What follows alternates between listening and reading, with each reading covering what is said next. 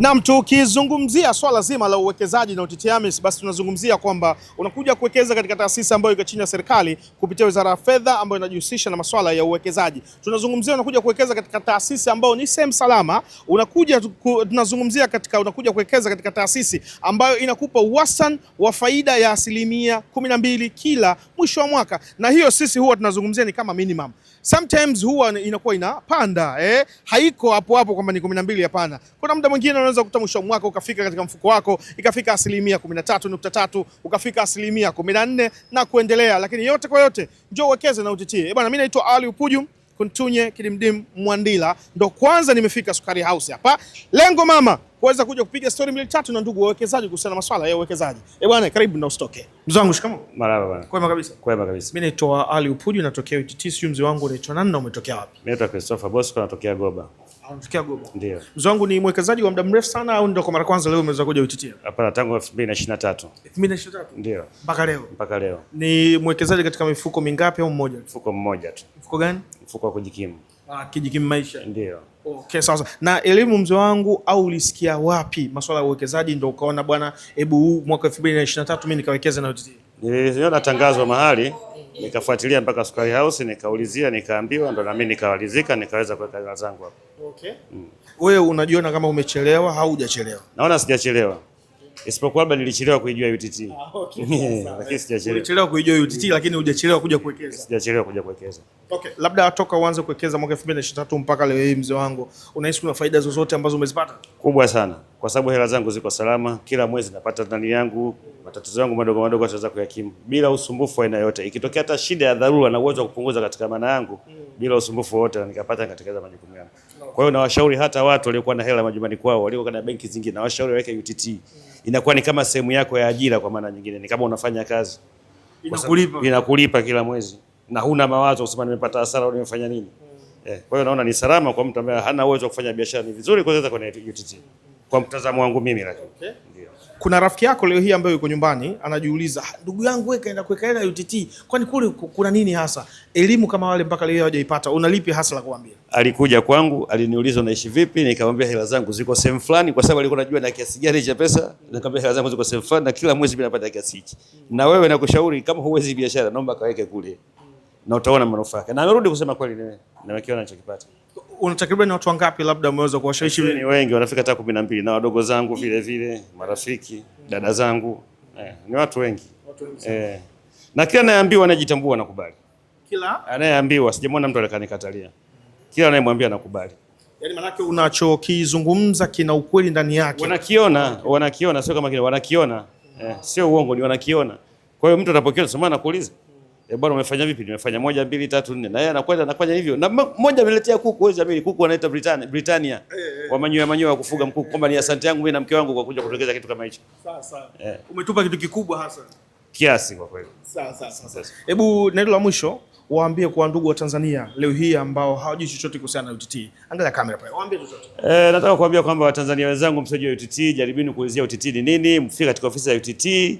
Watawapeni malengo yenu ya maisha, wana mifuko ya aina nyingi ya kuweza kujikimu na hela zako ni salama. Hilo ni moja walijue, hela zao ni salama, na vile vile unakuwa huna wasiwasi wa ajira. Kwa sababu ajira unakuwa nayo automatic ya bila kuamshwa, huna appraisal, huna nini, unaamka the time unayotaka. Na ni sehemu salama. Taasisi ya serikali. Na ni taasisi ya serikali. Serikali ndio kila kitu bwana. Kama serikali imeshoto tumekwisha wote. Lakini sio taasisi ya mtu, wala msiogope. Ipo na kuna wakati inapanda. Faida inapanda, ingawa inakushuka ipo kwa sababu ni biashara jinsi ilivyo, lakini haiku affect kiasi kwamba kama ungekuwa nazo hela ndani. Mimi naitwa Doris Kilaha. Mama nani? Mama Ebeneza. Mama Ebeneza, Mama Shama, Mama Shakina. Wako watatu. Shakina ndo mwisho. Shama. Unaishi wapi? Madale. Madale. Hivi Mama Ebeneza, unafahamu kama jengo la PSSSF barabara Sam Nojoma pale Mlimani City au Ubungo, tunaweza tukasema kuna jengo fulani refu hivi lina, kama unataka kwenda Ubungo mawasiliano, la blue hivi, ushakulionaga liko barabarani? Nishakuliona. Unajua kama tuna ofisi pale UTT? Sina habari. Unajui? Ndio maana tunakuja mpaka huko. Basi mimi nataka niweze kukuambia Mama Ebeneza. Huduma ambayo utakaipata pale, ile jengo, yani kuna ukiwa unatoka Mlimani City, kuna sehemu kuna mataa kama unataka kwenda Sinza Makaburini, kuna jengo fulani la blue hivi linaitwa PSSF. Sasa lile jengo ukiingia kwa ndani kwa nyuma kuna jengo linaitwa Parking Tower. UTTC tuko pale. Kwa maana yake wale wakazi wa Mbezi Beach, Goba, Madale, Mbezi ya Kimara, Magufuli, Mwenge, Ubungo, Buguruni pale kwao ni karibu.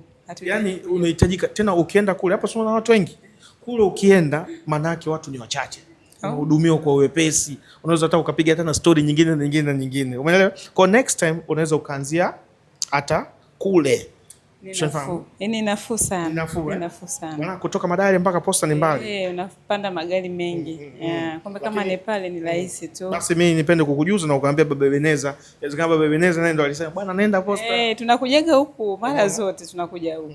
Kwa sisi tuna ofisi pale, next time tembelea pale. Hata ukitaka hata kesho jaribu pita uhakikisha hata kama hapo utakuwa ushahudumiwa pita hata pale. Jaribu hakikisha bwana kweli ofisi ipo, salimia kama kuna swali unataka kuuliza kuhusiana na mifuko watakujibu. Karibu. Lakini asante sana. Leo ulikuwa umekuja ndo kuwekeza kupata elimu au ni mwekezaji wa muda mrefu? Mimi ni mwekezaji wa muda mrefu. Nimewekeza kwa ajili yangu na watoto.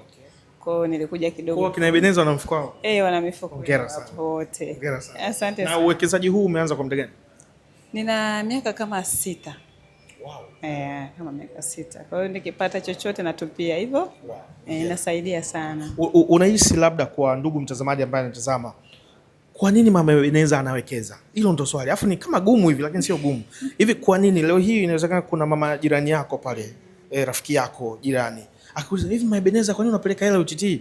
Ungependa umjibu kwa jibu gani?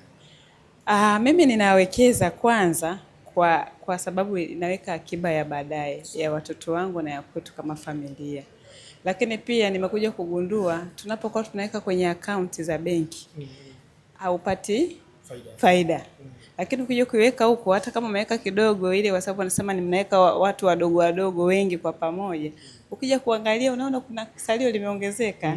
Kwa hiyo inakupa moyo wa kuendelea kuweka na kuweka tena. Wanasema the more you invest the more you get interest. Yani kadri unavyozidi kuweka hela ndio na wewe unavyozidi kupata faida yako. Na haikulimit kwamba ni kiasi fulani. Hela yoyote unaweka. Unapata 10,000 Mama Ebeneza. Kwa sababu na uzuri umeturahisishia ni kwenye simu. Kwa hiyo mimi nikipata hela nimeweka kwenye simu natupia. Message inakuja inanionyesha kabisa hela yako imeingia, sijui unit zako zimeongezeka. Kwa hiyo inakumotisha kuendelea kupata hela na kuweka. Badala ya kutumia hela katika matumizi ambayo sio ya lazima. Umeona umetembea na 10,000, umeona nguo hujategemea kununua ila kwa sababu na 10,000. Naweka kwenye simu, naweka kwenye UTT. Inasaidia sana. Hebu chukua fursa hii Mama Ebeneza.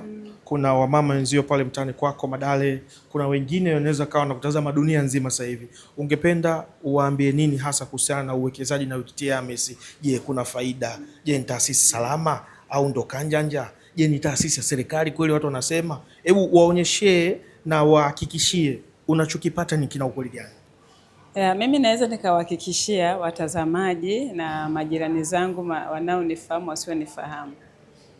Kwenye UTT ni salama zaidi. Mimi kwa mara ya kwanza nilipoweka nilikuwa na wasiwasi sana. Niliweka kama leo, afu nilikaa baada ya siku 10 nikasema kwa nini nikaangalia hela yangu naweza nikaitoa. Kwa hiyo nikaja nikaitoa. Kumbe inatoka. Na nikaja nikaangalia kweli yani hamna kanjanja kama ambavyo tumepigwa sana huko mitaani. Kwa hiyo ni taasisi ambayo ni ya uhakika, ni ya serikali na ina vigezo vyote, inafuata utaratibu wote. Kwa hiyo ni mahali salama kabisa kwa kuwekeza hela yako na kwa ajili ya malengo ambayo unakuwa nayo mwenyewe baadaye, ni mahali salama kabisa. Na faida je? Faida unapata. Cha kwanza ni ile kama nilichosema kwamba ukiweka benki haupati ile interest. Lakini huku ukiweka kila mwezi kuna ile asilimia ambayo inaingia kutokana na ile hela yako unakuwa umeweka. Kwa ile asilimia ambayo unakuwa unaipata, kwanza inakupa moyo kwamba kumbe nikiweka nitapata asilimia fulani. Kwa hiyo ukiacha hata kwa muda maana yake utakuta zile asilimia zimeongezeka. Lakini pia faida nyingine ni kwamba inakusaidia kuwa na malengo. Kwa sababu ukiweka hela kwa mfano hata kwenye simu nimeweka sema labda nataka baada ya miaka 2 labda ninunue kiwanja. Siku 2 unaweza kupata shida sana kwa nijikope, sitarudisha. Lakini ile kwamba umeiweka huku na pia kitu ambacho nilichopenda mchakato wa kuitoa hiyo hela ukiwaza tu kwamba niende nikajaze ile form sio nifanyeje, naona kufanya kwamba ufikishie malengo yako wewe. Kwa hiyo utafikisha tu malengo. Utafikisha malengo. Yani, kuna baadhi ya wateja muda mwingine mtu anakuwa bwana, mbona kuna process zinakuwa ni ngumu, lakini kumbe hawajui kuna muda mwingine wanafanya vile uje ujaze form. Kwa mwingine ukatata tamaa useme no, hapana, nisitoe hii pesa yangu kirahisi, kwa sababu kuna ile, kwa mfano kama kuna mtu anaweza akaa anasema kwamba ashu mtu akakuomba hela afu hela yako iko UTT, anakuambia naomba ninunulie umeme. Ungekuwa nayo nyumbani na iko UTT, ungeitoa. Na mimi imeshatokea kama mara 3 hivi. Yaani naanza hivi, ile hela si nikaichukue, ile nimeweka kule, lakini unaanza kuwaza nitoke hapa mpaka UTT nikajaze form afu inabidi nisubirie.